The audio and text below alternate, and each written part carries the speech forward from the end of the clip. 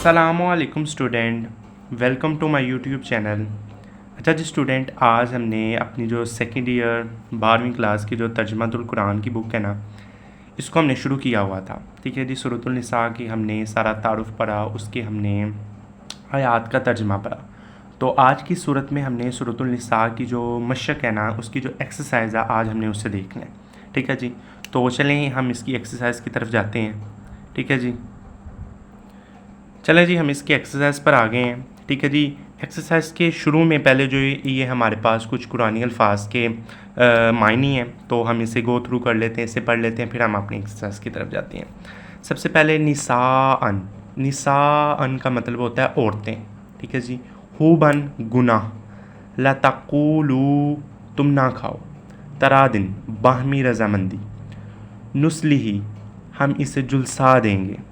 ठीक है जी, लाता मन्नो तुम तमन्ना करो, तमन्ना ना करो, नसीबुन हिस्सा, हाकम तुम फैसला करो, तवीलन इंजाम में, अलगबीसा रद्दी चीज़। ठीक है जी, कोई चीज़ को फिटकारना, रद्दी हुई चीज़, ज़ुर्रियतन औलाद, बैनकुम आपस में, बिकुम तुम्हारे साथ, यसीरुन बहुत इंसान आसान, लिरिजाली मर्दों के लिए, या मुरुकुम वो तुम्हें हुक्म देता है, निइम्मा क्या ही खूब, निइम्मा क्या ही खूब।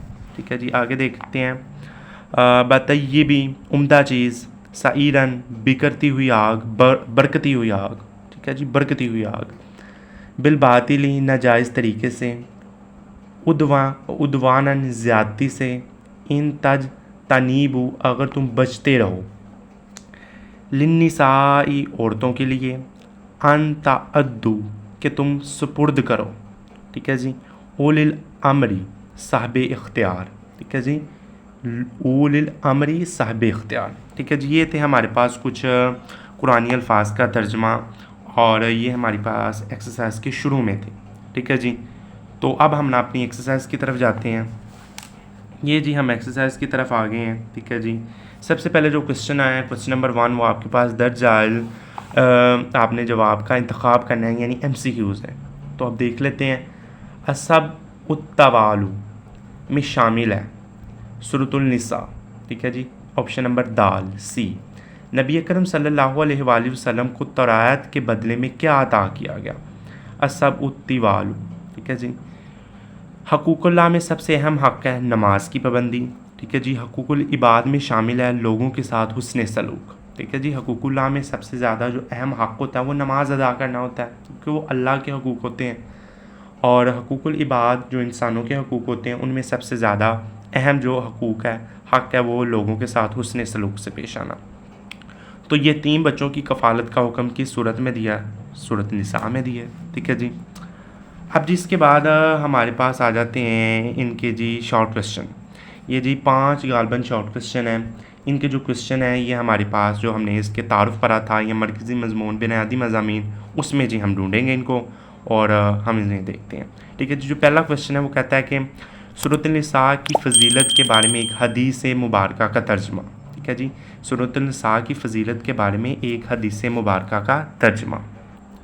ये जी क्वेश्चन नंबर 1 का जो आंसर शुरू होता है वो आपका इधर से शुरू होता है। पेज नंबर आपने खोलना है 4, और उसके यहाँ से शुरू होता है पहले क्वेश्चन का आंसर, कि सूरतुल निसा उन सूरतों में से है जिनको अस्सबीयतु तवील, यानी 7 तवील सूरतें कहते हैं। ठीक है जी, कुरान पाक की 7 तवील सूरतों में से सूरतुल निसा भी एक सूरत है। तो इनके बारे में नबी अकरम सल्लल्लाहु अलैहि वसल्लम ने फरमाया कि ये मुझे तौरात के बदले में अता फरमाई गई है। ठीक है जी, तो ये मुझे तौरात के बदले में अता फरमाई गई है। ठीक है जी, पहले क्वेश्चन का आंसर आपने यहाँ से लेकर यहाँ तक करना है। ये एक हदीस मुबारका का तर्जमे की सूरत में सूरतुल निसा की फ़जीलत है। ठीक है जी, अब जो क्वेश्चन नंबर 2 है वो देख लेते हैं। अब जी क्वेश्चन नंबर 2 आ जाएँ। ये जी क्वेश्चन नंबर 2, सूरतुल निसा में यतीमों के अमवाल के हवाले से क्या अहकाम बयान किए गए हैं? ठीक है जी, सूरतुल निसा में यतीमों के अमवाल यानी माल के हवाले से क्या अहकाम बयान किए गए हैं? तो चलें इसे पीछे देख लेते हैं। ये जी क्वेश्चन नंबर 2 का आंसर यहाँ से शुरू होता है। इस सूरत में यतीमों के हकूक़ अदा करने की ताकीद की गई है और इनके अमवाल की हिफाजत करने का हुक्म दिया गया। यतीम बच्चों के माल को अपने माल में मिलाकर खाने से मना किया गया। ये ताकीद की गई है कि यतीमों का माल बेजा इस्तेमाल ना किया जाए, इसे ज़ाया ना किया जाए और ना ही कम सुनी में इनके हवाले किया जाए, बल्कि जब वो समझदार हो जाए, उनको सूझबूझ हो थोड़ी सी, तो फिर इन्हें उनके हवाले करें, तो मुकम्मल दयानतदारी से इनके हवाले कर दिया जाए। ठीक है जी, ये क्वेश्चन नंबर 2 का आंसर है। देखने को तो बहुत ज़्यादा लग रहा है, पर यह एग्जैक्ट यही आंसर बनता है। ठीक है जी, आपने इससे बहुत अच्छी तरीके से याद करना क्वेश्चन नंबर 2 का आंसर।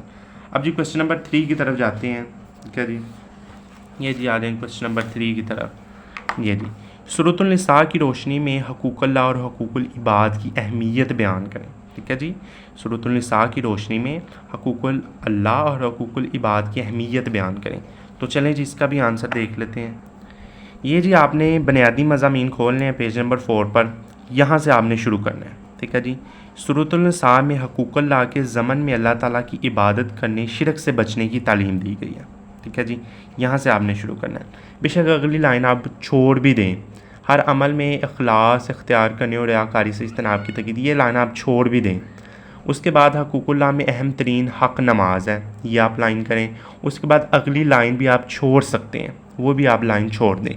उसके बाद ये जी हकूक़ुल इबाद के हवाले से वालिदैन के साथ हुस्न सलूक का हुक्म दिया गया है।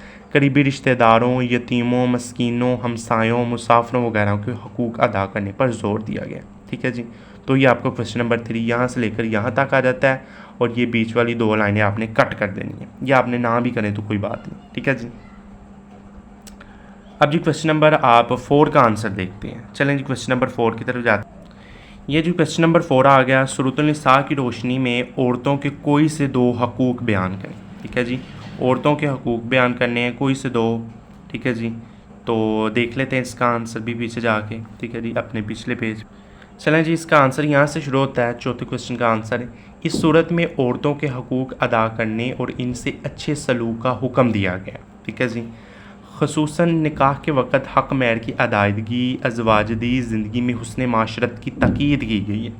विरासत में ख़वातीन का हिस्सा मतीन कर दिया गया। ठीक है जी, और यहाँ तक जी आप इसका आंसर कर सकते हैं। ठीक है जी, यहाँ से लेकर यहाँ तक क्वेश्चन नंबर 4 का आंसर।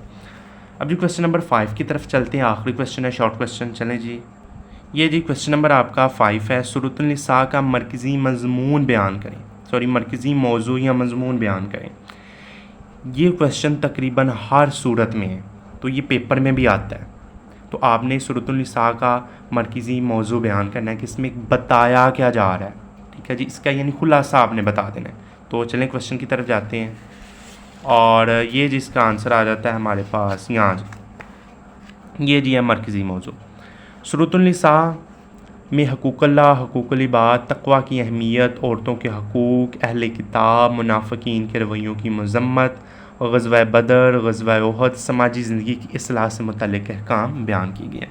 अब ये इस क्वेश्चन को आप बहुत अच्छे तरीके से लिख सकते हैं। किस तरह देखें, पहले लिखें जी सूरतुल निसा के मरकज़ी मौजू दर्ज ज़ाइल है, पॉइंट बनाएं। ये पॉइंट नंबर 1 हकूक़ुल्लाह, पॉइंट नंबर 2 हकूक़ुल इबाद, इसी तरह तक़वा की अहमियत, औरतों क्योंकि ये पॉइंट वाइज लिखेंगे तो आपको बहुत अच्छे तरीके से ये जी याद भी हो जाएगा और पूरे 2 के 2 नंबर भी मिल जाएंगे।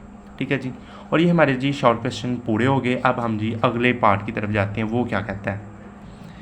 ये जी अगले पेज पर आ जाएँ तो दर्ज ज़ाइल कुरानी अल्फाज के मायने लिखने हैं आपने, और ये वही मायने हैं जो हम पीछे पढ़ आए हैं। ठीक है जी, ये जी 5 है तो ये हम पीछे पढ़ आए हैं। उसके बाद ये जी आ जाता है कुरानी आयात का बामुहावरा तर्जमा करना है। ठीक है, तो ये मैंने जो बनाई हुई है आयात के तर्जमे वाली वीडियो, तो अगर वो आपने नहीं देखी तो उसका लिंक डिस्क्रिप्शन में मौजूद होगा, तो आप आसानी जाकर देख सकते हैं। और ये जी वही आयात है जो हमने पढ़ी हुई है। ठीक है जी, मुंतखब आयात है। उसके बाद सूरतुल निसा के बुनियादी मज़ामीन तहरीर करें। लॉन्ग क्वेश्चन है, तफसीली सवाल है, एक ही क्वेश्चन है इस एक्सरसाइज का। ठीक है जी, सूरतुल निसा के बुनियादी मज़ामीन तहरीर करें, और ये जी आपके शुरू में है, ज़रा चलते हैं इसके भी। ये जी यहाँ से शुरू होने हैं अपने बुनियादी मज़ामीन, ये लॉन्ग क्वेश्चन है, यहाँ से शुरू होने हैं आपके, इसी से शॉर्ट क्वेश्चन भी कवर हो जाएंगे। ठीक है जी, यहाँ से आपके बुनियादी मज़ामीन शुरू होने हैं, तो अगले पेज पर जाना है आपने, यहाँ जी यहाँ तक, आखिर तक आपने जी इनके बुनियादी मज़ामीन याद कर लेने हैं। ठीक है जी, आखिर तक, यहाँ तक, इनमें आपके 2-3 शॉर्ट क्वेश्चन कवर हो जाएंगे। ठीक है जी, तो और ये नीचे वाली जो आयात हैं इनको आप पढ़ लीजिएगा। ये आपकी एक्सरसाइज में भी आयात है, ये आपकी एक्सरसाइज में भी है। बेशक वो लोग जो यतीमों का माल नाहक खाते हैं, बेशक वो अपने पीठों पर आग भरते हैं और वो अनकरीब बरकती हुई आग में झुलसेंगे। ये आपकी वहाँ भी है यतीमों का माल नाहक खाने की सज़ा। और ये वाली आपने ज़ालमों के इलाके से बचने की दुआ, ये भी आपने याद कर लेनी है अपनी क्या नाम है, अपनी ज़रूरत के लिए। ठीक है जी। तो इस वीडियो में इतना ही। इंशाल्लाह अगली वीडियो में आपसे डिटेल से मुलाकात होगी। अल्लाह हाफिज़।